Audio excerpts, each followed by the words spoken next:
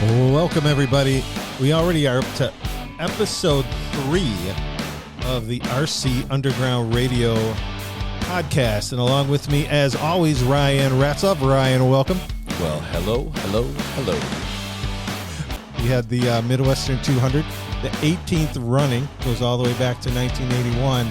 But as much as things change, some things stay the same. Some things do stay the same. That was one heck of a race, man. It was so much fun that day. So I'll let you because this thing's been this was the 18th running of it, right? And your dad Ken started this whole darn thing, and we had 2 guys, actually 3, yourself included, OG Midwestern runners at the Underground running this race. And so I was nervous because I'm like, boy, these guys know how to do this race.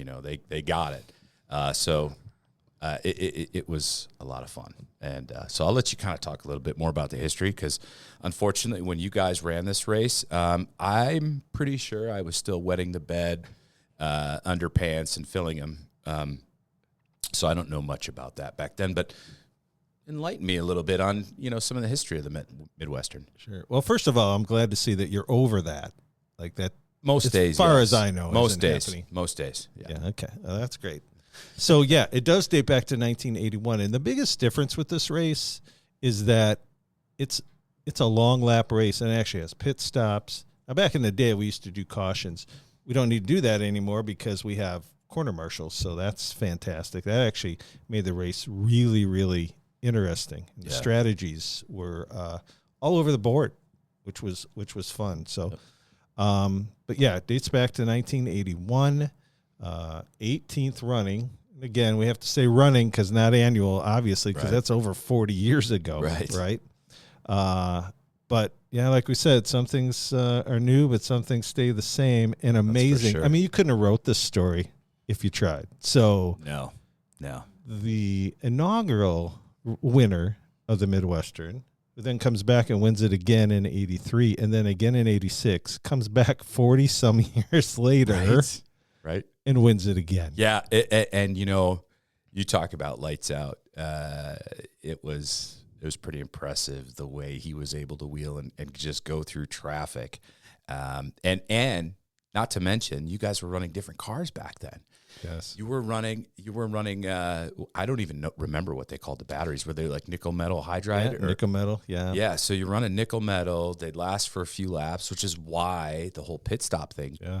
Now with our LiPos, we can theoretically you can get 200 laps out of those at the Underground. But I mean, think about that.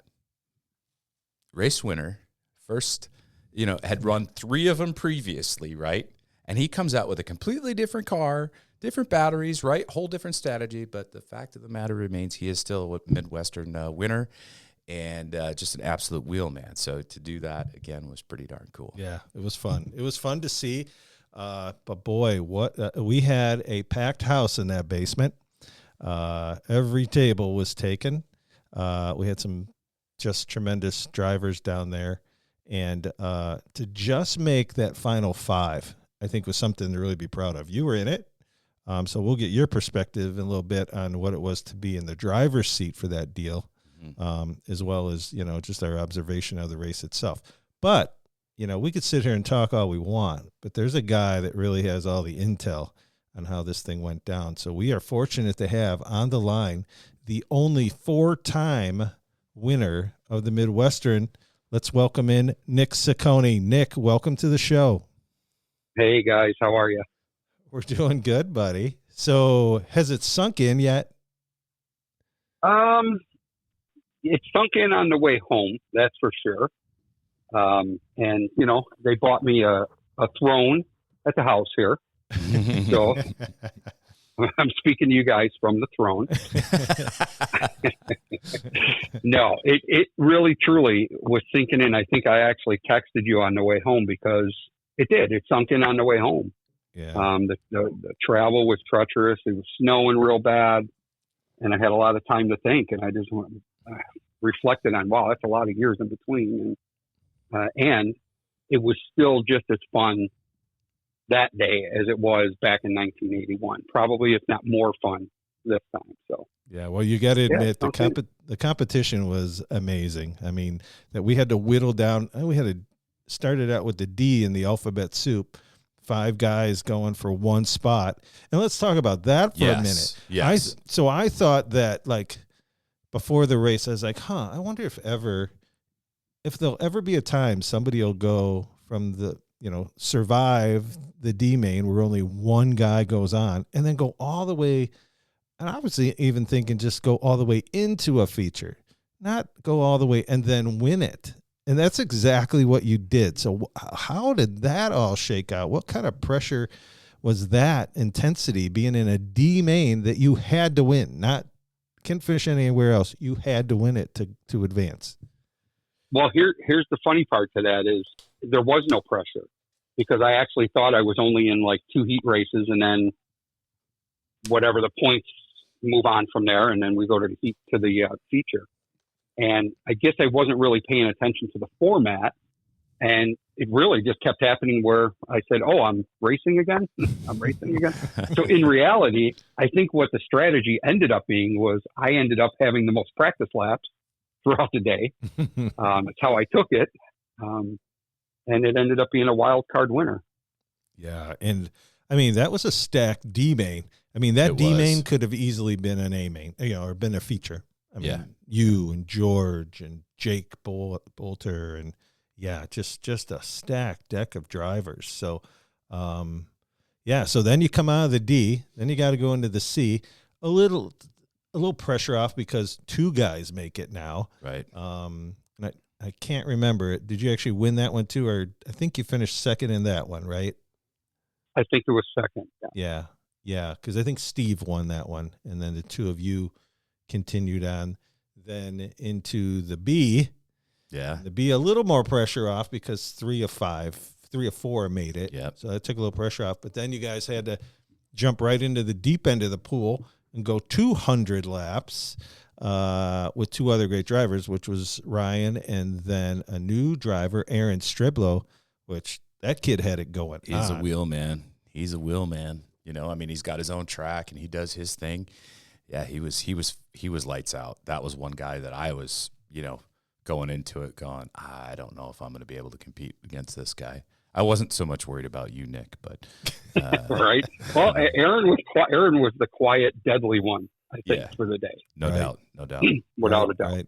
Yeah, and then Todd actually won the B main. Mm-hmm. So he was throwing his hat in the ring that he had the car straightened out and he was ready to go. I mean, there was no line at Vegas. It was straight across the board for all 5 cars that were in that main. And I think we're going to see a lot more of that throughout the season. So, but okay. So let's get into the race itself. I believe, if I remember right, Ryan, you were on the pole. You won the pole dash between you and Aaron. That's correct. And then you took off and you led, I think, about 16 or 17 laps of that deal. The feature?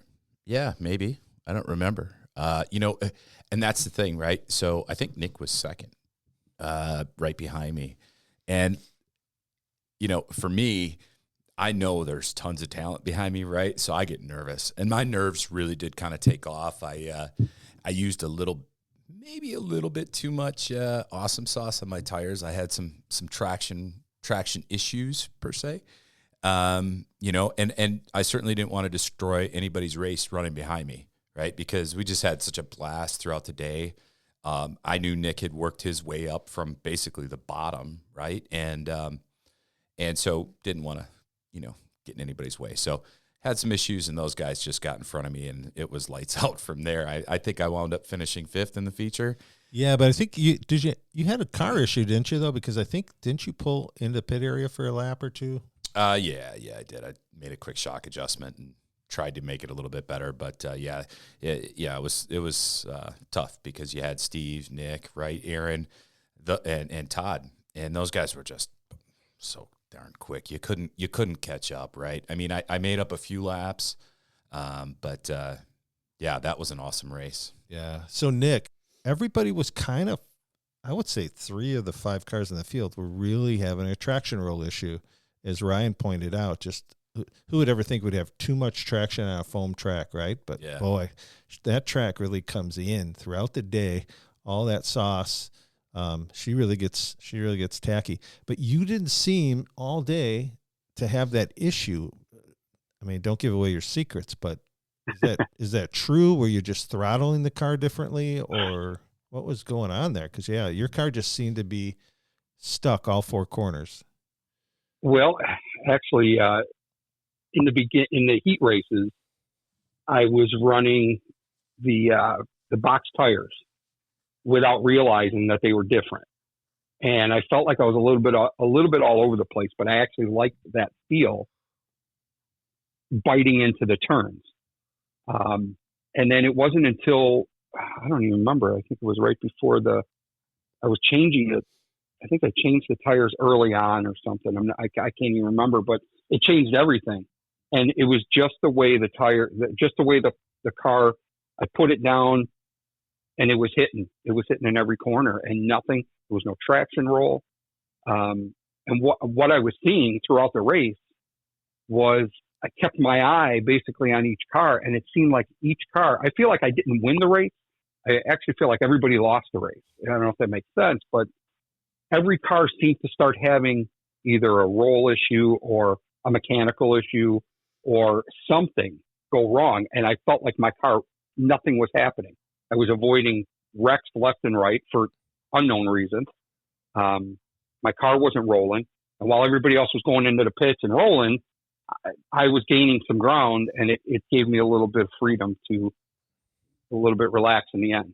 Sure. And I tell you, that's the strategy there, because things happen so quickly. There's no doubt. And, you could just tell. I mean, Nick, you're Mr. Consistency. I mean, you've got the hand-eye coordination, the talent. There's no doubt about it. I mean, but you did have a good crew chief that day. You know what? But I say that. But again, Nick literally. So the cool thing is, right? He taps me on the shoulder when we're during practice, right? He goes, "Check this out," and I go, "Oh." So he did the exact same livery as the first Midwestern car winner on his 1RC dirt late model. And I'm just like, man, that is the coolest thing ever, right? So he's got this car all dolled up, but that was it. Everything else was box stock. I'd built him some shocks the week prior, and we're bolting stuff on, and he's getting to work on this car, but he literally pulls it out of the box and goes and wins the Midwestern. And I'm like, buddy, what's happening? And we had done some things to his car during the day. I told him, I said, hey, there's this one thing I'm going to do, but it's like Bruno, okay? We don't talk about Bruno. And so we're sitting at my pit stall, and we're working on this car, and I'm like, buddy, do this. And I had thrown kind of my setup in the car the way I like it to feel. And Nick goes out, and he goes, man, it's just, I can't remember, Nick. What was it? It was just hooking the corner too hard, or maybe it was pushing a little bit. I think it was pushing right real bad. Yeah, and I said, Nick, just back it up into the corner, and then as soon as you get in the center of the corner, hit it and let the rear of the car steer it. And the funny thing is, all I did was tell him that. It clicked in his head, and he started doing it. And then it was like, oh gosh, what did I do? I wanted to win this thing, and now I got Mr. Consistency. He can drive a car, and the car's actually set up right. I'm like, well, I guess Nick's taking this thing home.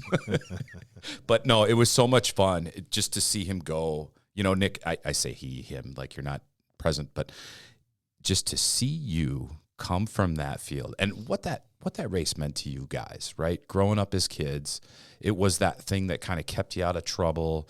And it was something that bound you guys together, right? I mean, shoot, 40 years later, you're still friends.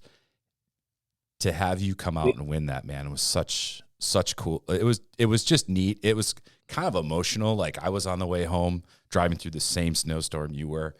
And I was like, man, if you're going to lose a race, what better race to lose to a guy like Nick, Right.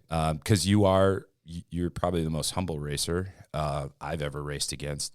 And, I know that one meant what it means to you. So that hardware you brought home is so cool, buddy. Like, I hope you have that on your mantle at home. Oh, it's there. Good. It's in the living room already. Good.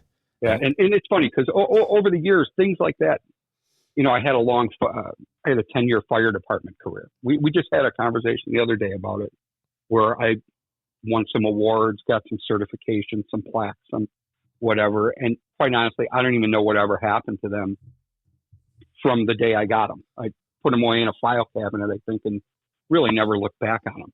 I have no idea where those ended up. So I'm never really have been interested too much in the award part of life, I guess. This one was special, though.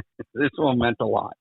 I felt it on that last podcast. I said, this is what I'm going after. This is the one I wanted. And it felt really good. It really did, just because of the history of everything. And a lot of it goes back to Dave's dad, of course. And there's a lot of emotion involved. But like I said, over the weekend at the race, Dave has always promoted the races. Nobody's ever taken that position from him, or nobody even started that position prior to him. Dave has been doing that since day one. He's been doing a flawless job. But we always had Ken, his dad, in the pits, whatever we needed. He was always there to take care of it. And quite honestly, I made the comment that, Ryan, you picked up right where basically Ken left off, because I walked in the door and I had some issues right out the box. I knew I had issues, and you looked at my car and knew I had issues, and you just picked it up and took it and said, "Let's work on this. Let's do this. Let's do that." So, kind of neat. It's a pretty cool feeling to still have that after so many years, and plus after Dave's dad passing, to still have that's pretty cool. Yeah, that, and I talk about it all the time. It's the fellowship, right? It's the band of brothers. We're there to be nerds together and enjoy this hobby, and the fact that we can do that for one another is, to me, that's the most important thing. And the irony of all that is, the friendship you and I create, Nick, through all of this, right? Like, you could call me tomorrow and say, "Hey, my car's broke down. I need you to help me fix this flat," or whatever. I'm there, man. That's the kind of stuff we do for one another, and that's Dave and I were just talking about this today. It's like, a lot of us have like church groups and things like that. We bond as people, as men, and like we have this now. And I'm excited too, because you had talked about your son Angelo getting into this. Yep. I think we've got some things in the works for him to get down there and wheel one of these cars around too. So like it's just so much fun, and that's the kind of stuff too. Like, it impacted you guys as young men, right? To see Dave's dad doing this. Let's do that with Angelo, right? Let's do that with the younger guys and get them into this and have some fun. We had Ronnie Zima's son, RJ, right? RJ. And we talked about him in the first podcast. He's a little older, but boy, I'm telling you, you get a few more laps with that kid, and he is going to be lights out. Yeah, fellas. He's going to be trouble. Yeah. Yep. Well, just a little foreshadowing to that. He bought his own car. Oh gosh. So he's. I'm done. Yeah, I'm done. So I'm out. He's going to be something to reckon with, and he works on cars. I mean, that's his thing. He's a motor guy, so he'll be tough. He'll get there. Yeah, but it's just such a good group, and like I said, for me, having Nick take this thing back home, right? Like, that was important to me. I wanted to see that. Of course, I would have loved George to do it, because he's never won a Midwestern. Is that right? Nope. The mad scientist George, right? So, it just meant a lot. That race was so cool. I think everybody left there with a smile on their face. There's no doubt about it. And I hope it. I know it did something for you, Nick, inside. Like, it was a great day. And nobody can take that win away from you. It was just a cool experience. It was an awesome day. It definitely was. And, I've kind of tried over my lifetime to live my life where I only try to surround myself with good people. So I try to make assessments before I enter myself into a group of people and see already if I want to be part of it or not. And I'll tell you, I'm the luckiest guy in the world, because I came into this sort of blind, because I really only knew Dave and didn't even know George was going to be racing. So really technically only knew Dave. And it turns out that this group is exactly a group of guys that I would have looked at and said, I want to hang out with these guys, because of that camaraderie and the kind of the creativity amongst everybody, that everybody's there to help each other. It's just a great, awesome feeling to know that you're around guys that will always have your back. So it's pretty cool. Yeah, and no doubt, like iron sharpens iron, right? You surround yourself with good people, and you will continue to be one. And I think that's the best part of all this stuff that we got going on, right? Yeah, I got to go backwards now and say, actually driving up to the race, I had it in my head what the standings were going to be at the end of the race, and I actually had my money on George. I really thought George was coming away with this one. So just to backtrack a little bit, my own foreshadow thinking was George has got this race. Ryan's coming in second. I had Steve coming in third, and I actually had myself finishing dead last. And that was the truth. Driving up there, I was like, yeah, I talk a big game, but this is the way reality. I mean, George has been working on that car to get that thing right. Yeah. Yes. You have got some awesome equipment sitting in front of you, and you know what to do with it. I just had that feeling that that's the way it was going to be. So when we talk about that, and you talk about rewinding, let's rewind back to the D main, and how about the sportsmanship shown by Jake Bolter? Yeah. Yeah, absolutely. 15 laps to go, you guys kind of got together. You were running for the lead. You were on the lead lap. You put down so many great laps together. It's bound to happen on a track that you're turning 2.5 second laps. Yeah. Going into 3, you guys kind of got together. He spun, you spun, you both started to straighten it out. You got hit by another car, and while that's happening, Jake's not moving. He's staying completely still. Exactly. He waited for you to get yourself, straightened back out, and then you guys raced it out. That was amazing. Yeah. Exactly. And you know what? Actually, thinking back, I mean, that was awesome that he did that, because it probably set the stage for the rest of the day. Okay. But looking at all the races, I actually could point out that moment happened through, it was more important in that moment for sure. And without a doubt, he could have owned that race if he would have just taken off. But everybody had that moment, which was so cool. All right, Nick, we want to thank you for joining us for this very special episode of the RC Underground Radio. Appreciate you being on the line. Ryan, we appreciate you as always. Appreciate you, fellers. Thanks for having me, guys. Absolutely, my friend. Have a great night. Take care.